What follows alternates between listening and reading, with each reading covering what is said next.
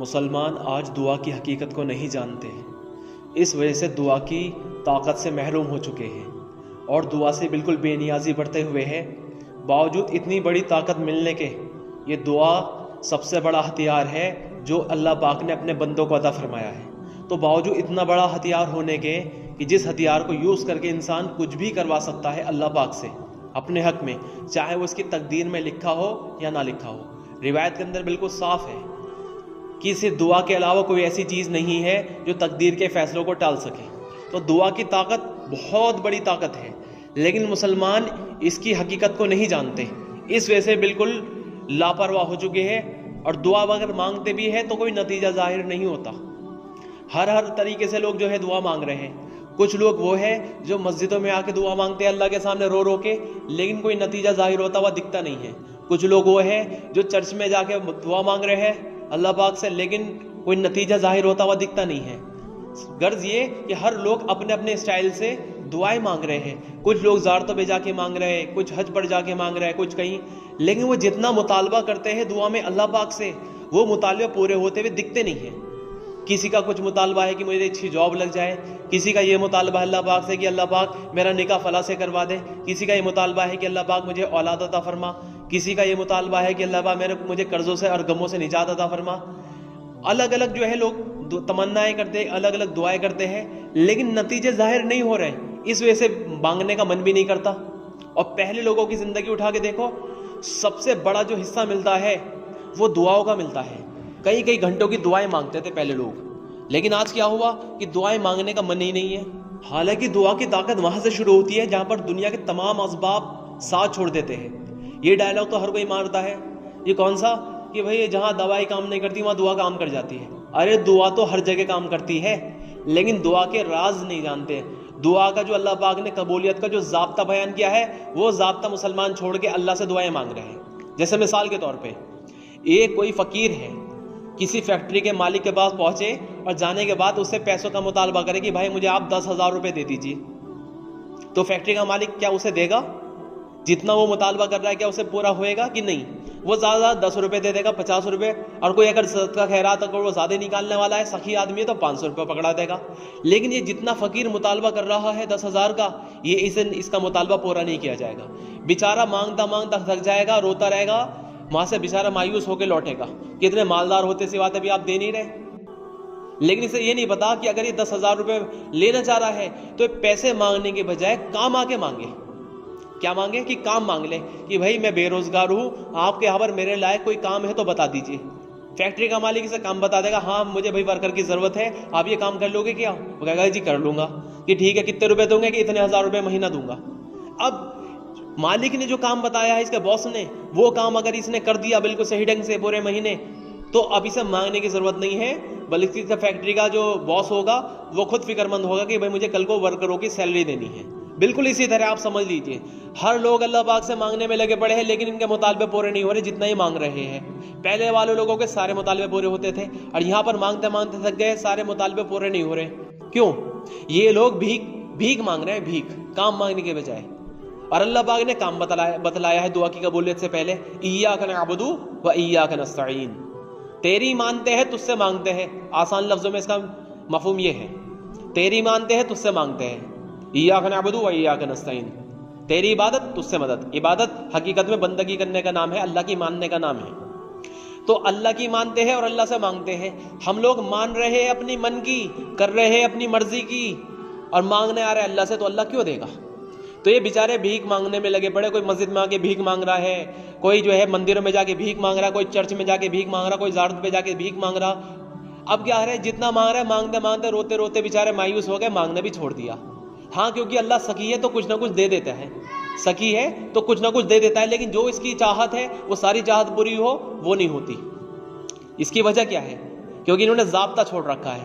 یہ اللہ پاک سے دعا سے پہلے جو اللہ پاک نے اس دعا کی قبولیت کے جو راز بتلائے ہیں وہ کام پورا کرے۔ آپ اگر غور کریں سیرت میں، آپ تاریخ کو اٹھا کے دیکھ لیجئے، پہلے جو قبولیت کی جو دعائیں ہوتی تھی وہ صرف نبی مانگتے تھے۔ قومیں آ کے اپنے مطالبے نبی سے رکھتی تھی اور نبی اللہ پاک سے کہہ دیا کرتے تھے۔ جیسے بنی اسرائیل قوم موسیٰ علیہ السلام کے پاس آتی تھی، اے موسیٰ اللہ سے بارش کروا دو، اے موسیٰ اللہ سے یہ کروا دو. تو موسیٰ علیہ السلام اللہ پاک سے دعا کرتے تھے ضابطے کے ساتھ. اب وہ کام پورا ہو جایا کرتا تھا. کیوں؟ کیونکہ کام صرف نبی کو ملا ہوا ہوتا تھا. اب وہ کام اب اس امت کے سپرد کر دیا گیا. وہی کام جو نبی کرتے تھے وہ اس امت کو سونپ دیا گیا. امر بالمعروف اور نہی عن المنکر. اگر یہ ہم نے اللہ کا بتایا ہوا کام پورا کر دیا تو اللہ پاک ہمارے مطالبے پورے کر دے گا. کیونکہ قبول دعا کی حقیقت، دعا کی طاقت صرف نبی کو دی جاتی تھی پہلے. اور ہر نبی کو کام کرنے کے بعد ایک دعا ایسی ہوتی تھی جو اس والی جو کام جس مقصد کے لیے نبی بھیجا گیا تھا وہ کام جب وہ پورا کر دیتا تھا وہ دعا اپنی مانگ لیا کرتا تھا. لیکن ہمارے نبی محمد مصطفیٰ صلی اللہ علیہ وسلم نے اپنی والی دعا بچا کے رکھ دی. وہ دعا آپ میدان محشر میں اللہ پاک کے سامنے مانگیں گے اپنی امت کے حق میں، کیونکہ کام ابھی رہ گیا ہے. کام یہ امت پورا کرے گی. اب یہ امت کو دے دیا گیا اور بتا دیا گیا صاف. اللہ کے رسول نے فرمایا جس کا مفہوم ہے تم امر بن معروف اور نہیں عن المنکر کرتے رہو. یعنی توحید کی دعوت دو. سب سے بڑا معروف توحید ہی ہے. یعنی توحید کی دعوت دو، ایمان کی دعوت دو اور کفر و شرک سے تم روکو. لیا مبادہ وہ وقت آ جائے گا ورنہ تم دعا بھی مانگو گے تو دعا قبول نہیں ہوگی. تو آج جو سب لوگ محروم ہوئے پڑے ہیں دعا کی قبولیت سے، انہوں نے اپنا کام چھوڑ دیا. تو سب سے پہلی چیز یہ ہے دعا کی قبولیت کی، اللہ کا بتایا ہوا کام پورا کرو. آپ موسیٰ علیہ السلام کے واقعے پہ غور کیجئے. اور یہ واقعہ اللہ پاک نے ہمیں سمجھایا، ہمیں سنایا تاکہ ہمارا ذہن بن جائے. اللہ نے قرآن میں واقعات کے ذریعے ہماری ذہن سازی کری ہے. تو دیکھو اللہ پاک نے کیسے سمجھایا. حضرت جی موسیٰ علیہ السلام کے پیٹ کے اندر میں جو اللہ پاک نے درد بھیجا ہے تو اللہ پاک سے پوچھ رہے ہیں اللہ پاک میرے پیٹ میں درد ہو گیا. تو اللہ پاک نے کہا جاؤ پہاڑی پہ جاؤ اور ریحان نام کا جو وہ پیڑ ہے اس کے پتے کھا لو. تو موسیٰ علیہ السلام کو اللہ پاک نے ایک کام بتا دیا. تو موسیٰ علیہ السلام نے اللہ پاک کی طرف سے بتایا ہوا کام وہ پورا کر دیا. یعنی اللہ کا حکم پورا کرا، ایاک نعبد، یہ پورا کر دیا. تو اللہ پاک نے وایاک نستعین جو ان کا مطالبہ تھا وہ پورا کر دیا. شفا چاہیے تھی تو اللہ پاک نے شفا دے دی. اگلے موقع پر انہوں نے کیا کرا، جب اللہ نے دوبارہ سے درد کرا تو اللہ سے کام نہیں پوچھا کہ کیا کرنا ہے، اپنی مرضی سے جا کے پتے کھا لیے. تو اللہ نے درد بڑھا دیا. اور پھر سمجھایا موسیٰ تم کیا سو رہے، شفا اس میں ہے، شفا تو ہمارے حکم میں ہے. کیونکہ وہ حکم تھا پہلے. اگر اللہ پاک حکم یہ دے دیتے موسیٰ پیٹ میں درد ہے تو ایک کام کرو، یہ جو تمہارے ہاتھ میں ڈنڈا ہے یہ نیچے ڈال دو، موسیٰ علیہ السلام اللہ کا یہ حکم پورا کر دیتے. حکم کے پورا کرنے میں اللہ نے شفا دے دیتا. دعا اصل میں کیا ہے، دعا نتیجہ ہے. نتیجہ عبادت کا مغز ہے، نتیجے کے طور پہ دی جاتی تھی. جیسے پہلے بادشاہوں کے سامنے کوئی بادشاہ کا رعایا کا اندر میں جو بادشاہ کی رعایا ہوتی تھی ان میں سے کسی نے بادشاہ کو خوش کر دیا تو بادشاہ کیا کرتا تھا، اپنے گلے میں سے مالا توڑ کے اسے دے دیتا تھا. بتا کیا مانگتا ہے، میں تجھ سے بہت خوش ہو گیا، آج تو نے میرا دل خوش کر دیا. بس دعا بھی یہی ہے، اللہ کے حکم پورا کر کر کے اللہ کو خوش کر دو، پھر اللہ اسے دعا کی طاقت عطا فرما دیں گے.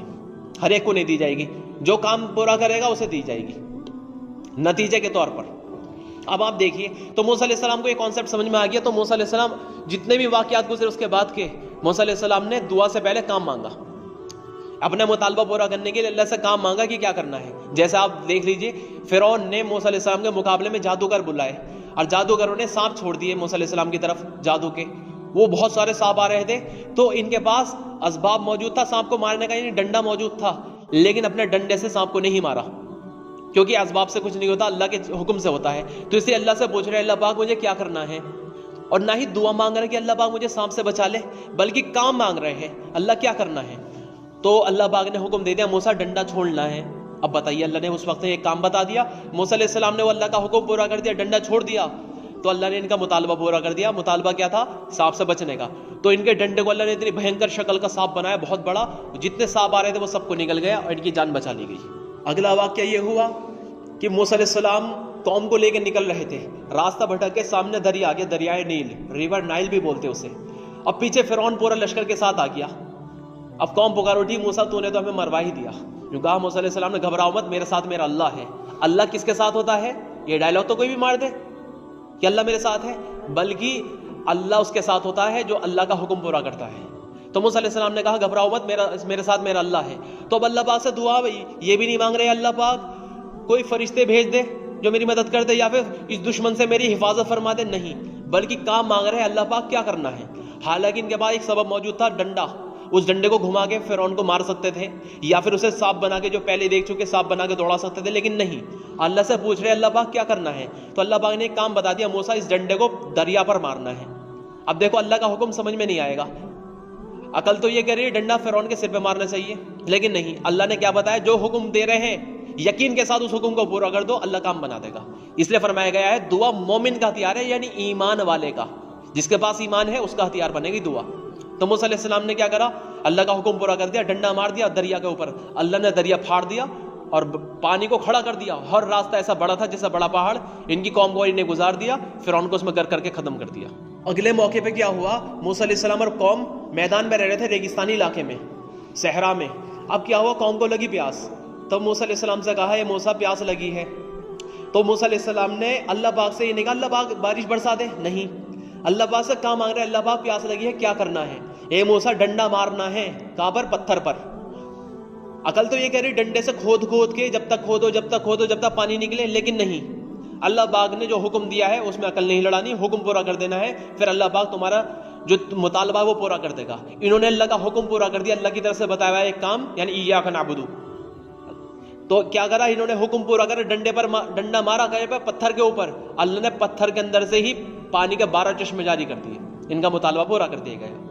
یہی کانسیپٹ اللہ پاک نے ہم سب کو سمجھایا ہے ان واقعات کے ذریعے، صحابہ کو بھی یہ سمجھ میں آ گیا تھا، تو صحابہ کو اللہ کے رسول نے شروع میں ہی دعا نہیں بتائی، بلکہ جو اللہ کی طرف سے حکم تھا وہ پورا کرواتے چلے گئے، وہ حکم پورا کرتے چلے گئے۔ صحابہ اکرام پٹ رہے چت رہے ہیں، نبی آگے بس صبر کی تلقین کر رہے ہیں کہ نہیں ابھی صبر کرو، عنقریب ہی راستہ نکلے گا۔ کیوں نہیں بتا رہے دعا، کیوں، ابھی کام جو ہے کام پورا کرو پہلے۔ اور اللہ پاک کام پورا کرنے میں بھی دیکھے گا کہ وقتی طور پہ پورا کرتا ہے یا پرماننٹ طور پہ پورا کرتا ہے۔ انہوں نے ہر حال میں اللہ کے حکم پہ جمے پہ، لا الہ الا اللہ پر جم گئے کہ اللہ کے علاوہ کسی کا یقین دل میں نہیں بٹھانا۔ ان کے اوپر حالات آتے رہے، صبر انہوں نے چھوڑا نہیں، حال آتا رہے، لیکن یہ جمے رہے۔ پھر اس کے بعد اللہ پاک نے نماز عطا فرما دی، اور نماز کے بعد اب انہیں اللہ سے لینے کا ذریعہ مل گیا۔ اب انہیں دعائیں بتائی جاتی تھی، یہ جب بھی مطالبہ کرتے تھے، کچھ بھی آ گیا، یا رسول اللہ فقر آ گیا، یا رسول اللہ تنگی آ گئی، یا رسول اللہ یہ ہوا، ہمارے نبی اللہ کی طرف سے بتائے ہوئے احکام بتا دیا کرتے تھے کہ اس وقت میں تیرے حال کے لیے حکم ہے، تو وہ حکم پورا کر دیا کرتے تھے، اور اللہ پاک اپنی طرف سے ان کا مطالبہ پورا کر دیتا تھا جو اللہ پاک نے وہ حکم پر جو وعدہ کر رکھا ہے۔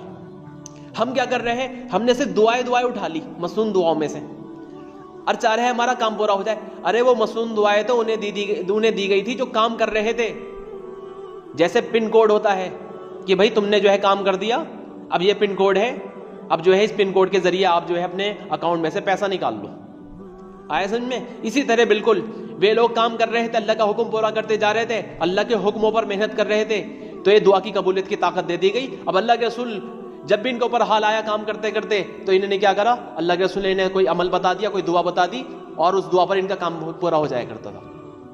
اب ہم لوگوں نے کیا کرا، ہم لوگوں نے کام تو چھوڑ دیا، محنت کر رہے ہیں اپنے حکموں پر، اپنی مرضی پر اور دوسروں کے حکموں پر، اور مانگنا چاہ رہے اللہ سے، تو اللہ کیوں دے گا؟ اس کی مثال ایسی ہے جیسے ایک شخص کسی کے فیکٹری میں کام کر رہا ہے 20,000 روپے مہینہ پہ، تو فیکٹری میں کام کر رہا ہے ادھر والے کی، جب مہینہ پورا ہو گیا پیسے لینے جا رہا دوسرے کی فیکٹری میں، تو وہ کیوں دے گا؟ وہ تو یوں کہے گا بھائی ہمارے یہاں تھوڑی کام کرا ہے، بھلی تم نے کام کرا ہے لیکن ہمارا تو نہیں کرا، جن کے لیے تم کام کر رہے ہو اس سے جا کے لو۔ ایسے ہی ہم پورے دن محنت کر رہے ہیں اپنی مرضی کی، اپنے حکموں پر، اپنی نفس کی خواہشات پر، لوگوں کے مطالبے پر، ان کے حکموں پر محنت کر رہے ہیں اور مدد مانگ رہے ہیں اللہ سے، تو اللہ کیوں کرے گا؟ پہلے تم ایاک نعبد کرو، پہلے اللہ کا پوری زندگی اللہ کے حکموں پر لے کر آؤ، صبح سے لے کے اگلی صبح تک کی، جو اللہ کا حکم ہے اسے نبی کے طریقے پر پورا کرتے چلے جاؤ، اب تمہیں دعا کی طاقت دے دی جائے گی، پھر تمہارے سامنے پوری کائنات زیر و زبر ہو جائے گی، جو مطالبہ تم کر رہے ہو وہ اللہ پاک پورا کر کے دکھائے گا۔ دشمنوں کے خلاف مدد چاہ رہے ہو، براہ راست مدد ہوگی، کسی سے نکاح چاہ رہے ہو، براہ راست اللہ پاک نکاح کر کے دکھائیں گے، وہ جوڑا تمہارے مقدر میں لکھ کر دکھائیں گے۔ اب ہم کیا کر رہے ہیں، اپنی مرضی سے اب اس سے سیٹنگ بٹھا لی اور باتیں کرنے میں لگے بڑے، اللہ کا حکم توڑ کر پھر دعا مانگ رہے ہیں کہ اللہ پاک مجھے میرا نکاح اس سے کروا دے۔ کیوں کروائے؟ ہاں مقدر میں ہوگا تو مقدر تو مل جائے گا، لیکن دعا کی وجہ سے وہ مل جائے وہ ایسا نہیں ہوگا۔ حکم پورا کرو، اب حکم توڑ کے اللہ سے مانگنا چاہ رہے ہو کہ نہیں، کبھی نہیں ہوگا۔ اب ایک آدمی کے یہ کھیت بھی ہے، دکان بھی ہے، محنت کر رہا ساری کی ساری کھیتی کی اور دکان پر جا کے بھی نہیں دیکھتا، تو فائدہ کدھر کی سائڈ سے ہوگا کہ کھیتی سے؟ ایسے ہی دین بھی ہے، دنیا بھی ہے، محنت کر رہا دنیا کی اور مدد لینا چاہ رہا اللہ سے، اللہ نہیں کرے گا۔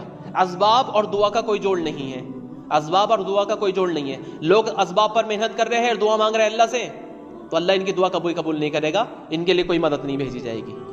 دعا قبول ہوگی ان کی جو حکموں پر محنت کرے گا، ایاک نعبد، پھر وہ ایاک نستعین کر لے، پھر اللہ سے مانگ لے، اللہ اسے ضرور دے گا۔ ایک بڑھیا کا جھوپڑا تھا بادشاہ کے محل کے سامنے، بادشاہ کو اچھا نہیں لگتا تھا، بادشاہ نے اسے ہٹانا چاہا، بوڑھی اماں نے منع کر دیا، بھائی میں اس گھر کو نہیں چھوڑ سکتی، میں آخری بچی ہوں، میں اسی میں زندگی گزاری، اسی میں موت آئے گی میری۔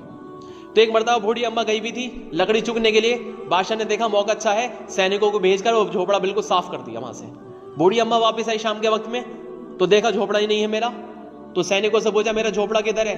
سینکوں نے کہا بڑی آئی جھوپڑے والی، نکل یہاں سے۔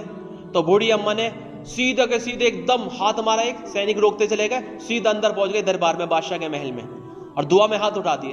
بادشاہ نے پوچھا بڑھیا کیا کر رہی ہوں؟ کہا تیری پکڑ کا انتظام کر رہی ہوں۔ دعا میں اللہ سے یوں کہا، یا اللہ میں اگر اپنے گھر پر موجود نہیں تھی تو موجود تھا، مجھے ابھی انصاف چاہیے۔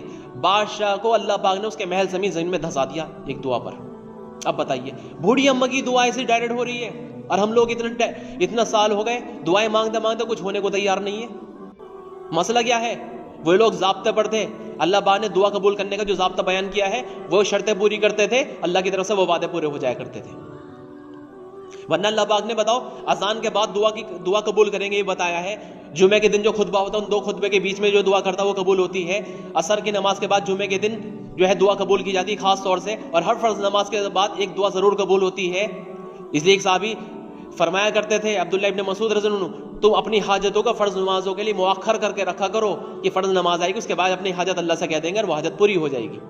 اب بتائیے رمضان کے وقت میں اللہ پاک فرشتوں سے منع کر دیتے ہیں رمضان میں کہ تم لوگ اپنی اپنی عبادت چھوڑ کر میرے بندے کی دعا پر آمین کہو، اور افطار کے وقت پہ خاص طور سے افطار کے وقت پہ دعائیں قبول ہوتی ہے، سحری کے وقت پہ دعا قبول ہوتی ہے، تہجد میں اللہ پاک کی طرف سے پوری رات اعلان ہوتا ہے کوئی مجھ سے مانگنے والا جسے عطا کروں، ہے کوئی بیماری سے شفا چاہنے والا جسے شفا دوں، ہے کوئی رزق کی تنگی سے نجات چاہنے والے جسے رزق کی وسعت عطا فرماؤں۔ لیکن ہم لوگ مانگتے بھی کچھ بھی نہیں ہو رہا۔ تو کوئی یہ بہلانے پھسلانے کے لیے بولی تھی بات نہیں، ہم لوگ ضابطے کے بغیر یہ سارے کام کروانا چاہ رہے ہیں۔ اب وہاں پر دعا کی کیسی طاقت تھی، کربلا کے میدان میں حضرت حسین کی شان میں گستاخی کری ایک صحابی نے اس آدمی کے لیے بد دعا کری تو وہ اس کا گھوڑا بدک کے بھاگا، اور وہ بیچارہ روکتا رہ گیا، سنبھالتا رہ گیا، لیکن سنبھل نہ پایا، نیچے گر گیا، اس کا پیر گھوڑے کی رکابی میں لٹکا رہ گیا، اور وہ گھسٹتا رہا، حتیٰ کہ روایت میں لکھا ہوا ہے آخر میں سے اس کا ٹانگ لٹکی ہوئی رہ گئی، پورا چیتڑ مٹ چکا تھا۔ کیسا ہوتا تھا کام ان کا؟ گھر کے اندر میں فاقہ ہے، صحابی نے دعا کری، ان صحابیہ نے فوراً جو ہے اللہ پاک نے چکی جلا دی، اور تندور کے اندر سے روٹیاں نکل رہی تھی، ہنڈیا میں کھانا تیار ہو چکا تھا براہ راست۔ کیسے کام بنتے تھے؟ صاحب رضی اللہ عنہ کافروں نے قید کر لیا، پینے کے لیے پانی بھی نہیں دے رہے اور بالکل باندھ کے رکھا تھا، انہوں نے دعا کری، اللہ نے آسمان سے ڈول بھیج دیا چمکدار رسی میں، وہ پانی پلا کے چلا گیا اور ہمیشہ جاری زندگی کی پیاس دور کر دی گئی۔ ایک صحابی کو کافروں نے قید کر لیا، جیل کے اندر میں قید کر کے رکھ دیا، انہیں نہانے کی حاجت ہو گئی، انہوں نے پانی کا مطالبہ کیا، مجھے پانی چاہیے، غسل کرنا ہے کیونکہ نماز ہم چھوڑ نہیں سکتے، مجھے پینے کے لیے مت دو، صرف نہانے کے لیے دے دو۔ انہوں نے کہا نہیں دیں گے، تو انہوں نے ناپاکی کی حالت میں ہی اللہ سے دعا کر دی، اللہ پاک نے بادل کا ٹکڑا جیل کے اندر ہی بھیج دیا، جیل کے اندر ہی آ کے بارش برسی، پورا غسل کر لیا۔ اب بتائیے کیسے کیسے کام بنتے تھے ان کے، ایک دعا پر کام بن جایا کرتے تھے۔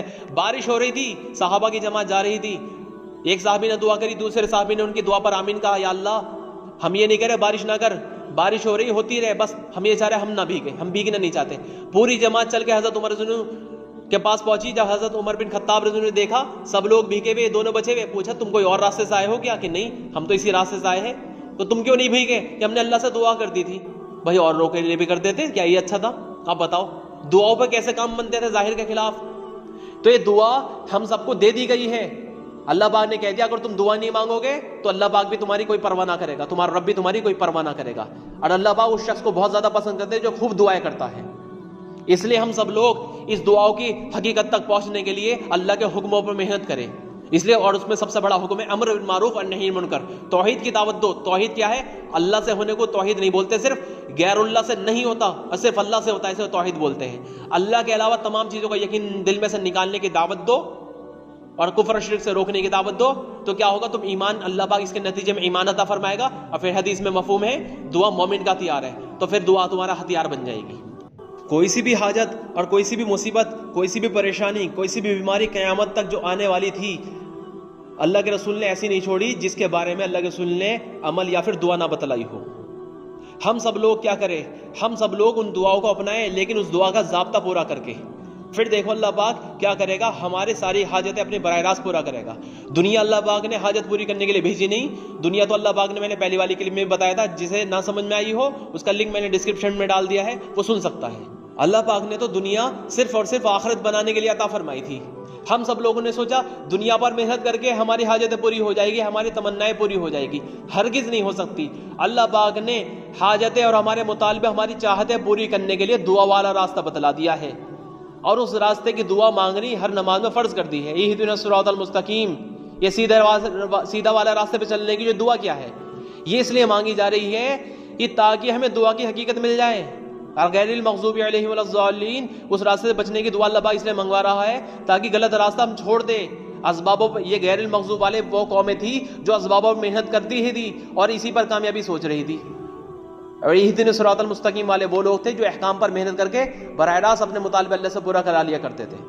ہم سب لوگ بھی صحیح والے راستے پر آنے کی محنت کرے، کوشش کرے، اور پھر ان صحابہ والے ضابطوں پر آ جائے تو اللہ پاک ظاہر کے خلاف براہ راست مدد کر کے دکھائیں گے۔ اور بعد میں بھی دیکھو، بعد میں بھی ضرورت پڑنی ہے اس کی، کب؟ جب امام مہدی آئیں گے، کانٹا دجال نکلے گا، یاجوج ماجوج آئیں گے، اس وقت میں بھی دعاؤں کی طاقت سے ہی کام بنے گا۔ اسباب کچھ بھی نہ ہوگا مسلمانوں کے پاس، اسباب والے سب کے سب الگ ہو جائیں گے۔ دجال اور دجال کے ماننے والے لوگ، یہ سارے کے سارے پوری ٹیکنالوجی، ساری دنیا کے مادی اسبابوں کے ساتھ پورے کے پورے لیس ہو کر آئیں گے، اور مسلمانوں کے پاس جو ایمان والے لوگ ہوں گے ان کے پاس دنیا کا کوئی بھی سبب نہ بچے گا، تو اس وقت میں بھی دعاؤں سے ہی کام بنیں گے۔ اور یاجوج ماجوج جب آئیں گے اس وقت میں بھی دعاؤں سے ہی کام بنیں گے۔ تو بتاؤ، جب پہلے بھی ہو چکا اور بعد میں بھی ہونا ہے تو اب کیا مشکل ہے کہ کچھ نہیں ہو سکتا؟ بس ہم لوگ جو ہے مایوس ہو چکے ہیں کیونکہ ہم لوگوں نے ضابطے پہ نہیں تھے، براہ راست سے دعا مانگنا چاہ رہے تھے۔ اس لیے ہم سب لوگ ضابطوں پر آئے، اللہ پاک کے حکموں پر محنت کر کے اللہ سے مدد لینا سیکھے۔ ایاک نعبد و ایاک نستعین، دوا اور دعا کا جوڑ نہیں ہے بلکہ عمل اور دعا کا جوڑ ہے۔ دکان اور دعا کا جوڑ نہیں ہے بلکہ عمل اور دعا کا جوڑ ہے۔ حکموں کا اور دعا کا جوڑ ہوتا ہے، سبب اور دعا کا کوئی جوڑ نہیں ہے۔ اللہ کے حکم کے مطابق اپنی پوری زندگی لے کر آ جائے، کھانا بھی حکم کے مطابق، پانی بھی حکم کے مطابق، لباس بھی حکم کے مطابق، سب کچھ اللہ کے احکام پر آنے کے بعد پھر نماز کے راستے سے دعاؤں کا دروازہ کھل جائے گا، اور جتنی مسنون دعائیں جنہوں نے قبولیت کے راستے دیکھے ہوئے ہیں وہ ساری دعائیں ہمارے حق میں پوری ہو جائے گی، ساری قبول کی جائے گی۔ روایت میں تو بالکل صاف طور پہ بتلا دیا گیا، 3 لوگ جو گفا کے اندر میں قید ہو گئے تھے، وہ گفا کے اندر آرام کرنے کے لیے لیٹے تھے، تو اوپر سے ایک چٹان سرکی اور گفا کا منہ بند ہو گیا تھا، تو تینوں نے اپنا پرانا کام جو اللہ کے لیے کر رکھا تھا وہ اللہ کے سامنے پیش کرا، اور اس سے مطالبہ کر کے اللہ پاک سب نے مطالبہ پورا کروا لیا۔ وہ سارا کا سارا پرانا کام کیا تھا؟ ایک شخص نے کہا یا اللہ، میں اپنی والدین سے پہلے کسی کو دودھ نہیں پلاتا تھا، دودھ کا پیالہ پیش نہیں کرتا تھا۔ ایک دن میرے شام کے وقت میں آنے میں دیری ہو گئی گھر پر، تو شام کے وقت جب میں نے دودھ نکال کر لے کر پہنچا اپنی والدین کے پاس تو دیکھا وہ سو چکے ہیں۔ تو میرے بیوی بچے کہتے رہے آج پہلے ہمیں پلا دو۔ میں نے کہا نہیں، پہلا حق میری والدین کا، بعد میں تمہارا۔ حتیٰ کہ میں کھڑے کھڑے انتظار میں صبح ہو گئی، پہلے میں نے اپنی والدین کو پلایا، اس کے بعد اپنے بیوی بچوں کو۔ یا اللہ، اگر اس دن میں نے یہ عمل تیرے لیے کرا تھا تو جو حال آیا وہ ہٹا دے۔ تو چٹان کھسک گئی۔ دوسرے نے اپنا عمل پیش کرا، وہ اس نے کیا عمل پیش کرا کہ میری ایک چچیری بہن سے مجھے محبت ہو گئی تھی، اس سے خواہش پوری کرنا چاہ رہا تھا۔ وہ بیچاری دیندار تھی، باتوں میں آتی نہیں تھی۔ ایک مرتبہ اس کے گھر پہ تنگی آئی، قحط پڑا، تو بیچاری مجبور تھی، تو میں نے اس سے کہا 120 دینار دوں گا تجھے اس شرط پر کہ مجھ سے آ کے اکیلے میں مل لے۔ تو مجبوری میں مجھ سے آ کے مل لی۔ قریب تھا کہ میں اس سے اپنی خواہش پوری کرتا، لیکن اس نے کہا اتق اللہ، تقوی اپنا اور اللہ سے ڈر۔ تو میرے دل میں اللہ تیرا ڈر آیا، اور تیرے واسطے میں نے اس گناہ کے عمل کو چھوڑ دیا، اور اسے 120 دینار بھی اپنے ہدیے کے طور پر دے دیا اور اسے چھوڑ دیا۔ اللہ، اگر اس دن یہ گناہ کا چھوڑنے کا عمل تیرے لیے کرا تھا تو جو حال آیا ہٹا دے۔ چٹان اور کھسک گئی۔ تیسرے نے کہا یا اللہ، میں نے اپنی مزدوری پر مزدور رکھے تھے کچھ کام کے لیے، جب سب نے اپنا کام کمپلیٹ کر دیا، پورا کر دیا، سب کے پیسے میں نے دے دیے، لیکن ایک مزدور بنا مزدور لیے چلا گیا تھا۔ میں نے اس کا جب انتظار کرا، جب وہ نہیں آیا تو اس کے پیسوں سے میں نے ایک بزنس شروع کرا، اس سے مجھے بڑا نفع ہوا۔ ایک عرصے کے بعد وہ میرے پاس آیا، اللہ کے بندے میری مزدوری تو دے۔ تو میں نے کہا یہ جتنے بھی بکریاں، جتنا غلہ وہ تیرا ہے، تو لے جا۔ یا اللہ، اس دن وہ سارا لے گیا، کچھ بھی نہیں چھوڑا۔ یا اللہ، اگر یہ اس دن میں نے عمل اس کے اوپر احسان تیرے لیے کرا تھا، جو حال آیا ہے وہ ہٹا دے۔ تو چٹان پوری کھسک گئی، تینوں باہر نکل گئے۔ تو دیکھو ان لوگوں نے کیا کرا، کوئی اسباب بنا کر پیش نہیں کرا، بلکہ اللہ کے لیے جو کام کر رکھے تھے پرانے والے، تو اس کا بدلہ ہاتھوں ہاتھ جو ہے اللہ پاک سے اسے پیش کر کے اللہ سے اپنا مطالبہ پورا کروا لیا۔ ایسے ہم پر جب بھی کوئی مصیبت آئے، کوئی پریشانی آئے، اس وقت میں ہمارے پاس کوئی عمل ہے نہیں، تو ہاتھوں ہاتھ صلاۃ و حاجت کا عمل کر کے عمل کر کے اللہ کے قریب ہو جائے, اللہ کو اس عمل کے ذریعے خوش کر کے, تو کیا کرے, اللہ سے مدد مانگ لے. ایاک نعبد و ایاک نستعین. اور دوسری جو سب سے بڑی شرط ہے دعا کی قبولیت کے لیے, وہ ہے یقین, ایمان, امید. اگر ہمارے دل کے اندر میں اللہ کے غیر کی امید ذرہ برابر بھی باقی ہے, کائنات کی کسی بھی شکل کی, تو اللہ پاک سے اگر ہم دعا مانگے گا قبول نہیں ہوگی. کیونکہ دعا کے بارے میں صاف فرما دیا گیا, دعا مومن کا ہتھیار ہے, یعنی ایمان والے کا. اللہ کے غیر کی امید اور اللہ کی امید کسی ایک دل میں جمع نہیں ہو سکتی. اگر اللہ کی امید دل کے اندر بیٹھانا چاہ رہے ہو, اللہ کی یقین, تو غیر اللہ کا یقین دل سے 100% نکالنا پڑے گا, لا الہ, پھر اللہ پاک الا اللہ دل کے اندر میں فٹ کر دے گا, ورنہ صرف ذہن میں ہوگا, دل میں نہیں ہوئے گا. بندوق کی گولی نال کی طرف سے لگا رکھی ہے, اس سے کوئی فائدہ نہیں ہوگا. جو اس کی اصلی جگہ ہے وہاں پر پہنچائے, پھر جا کے فائرنگ ہوگی. بالکل اسی طرح یقین صرف مائنڈ کے اندر میں ہے ہمارے, جب دل کے اندر وہ پہنچ جائے گا, جب اس کی طاقت ظاہر ہوگی, تو کائنات کی جتنی بھی شکلیں ہیں, اللہ کی جو کوئی بھی مخلوق جس بھی شکل میں, سب کی امید, سب کا یقین دل سے 100% نکالنا پڑے گا. اگر غیر کی امید رکھ کر اللہ کے سامنے آ گیا ہے, یقین پیسوں کا ہے, یقین کاروبار کا ہے, یقین کائنات کی کسی بھی شکل کا ہے, پھر اللہ کے سامنے مطالبہ کر رہا ہے, تو اس کے وہ مطالبہ پورا نہیں ہوگا. ہمارے تو پتہ نہیں کتنی چیزوں کا یقین اندر میں ہے. ایک اللہ والوں کے پاس ایک شخص آیا, حضرت مجھے اسم اعظم سکھا دیجئے. اسم اعظم وہ لفظ ہوتا ہے جس لفظ کو بول کر اللہ کے سامنے سے جو ہے مطالبہ پورا کروا لیا جاتا ہے, یعنی دعا قبول ہوتی ہے. اس نے کہا تیرے بس کی نہیں ہے, نکل یہاں سے. اس نے بہت زیادہ ضد کری, تو پاس میں دریا تھا, ان اللہ والوں نے اسے دریا میں دھکا دے دیا, اور وہ ڈوبنے لگا. وہ کہہ رہا گڑ گڑ بچو, وہ کہنے لگا, جب دیکھا اس نے کوئی بچانے والا نہیں ہے, تو اس نے کہا گڑ گڑ گڑ, اندر پانی اس کے منہ میں گھس رہا. وہ کہہ رہا اللہ, پھر گڑ گڑ اللہ, 2-3 مرتبہ اس نے اللہ پکارا, ایک دم تیز سے لہر آئی, وہ باہر. انہوں نے کہا سن, اب تو یہ بتا, جب تو پانی میں ڈوب رہا تھا, تجھے اللہ کے علاوہ کسی کی امید باقی تھی؟